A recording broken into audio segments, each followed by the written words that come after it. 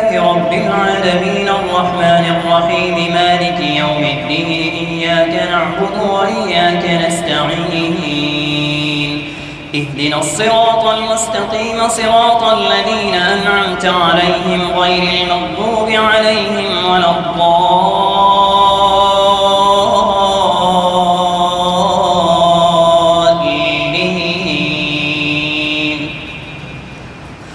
الرحمن علم القرآن خلق الإنسان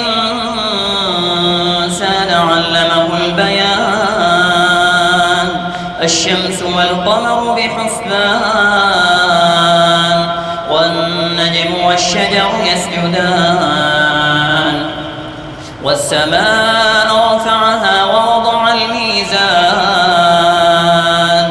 ألا تطغوا في الميزان وأقيموا الوزن بالقسط ولا تخسروا الميزان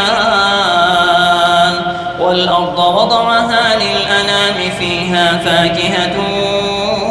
والنخل ذات الأكمام والحب ذو العصف والريحان فبأي آلاء ربكما تكذبان خلق الإنسان من صلصال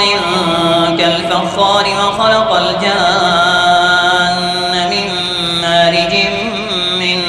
نار فبأي آلاء ربكما تكذبان رب المشرقين ورب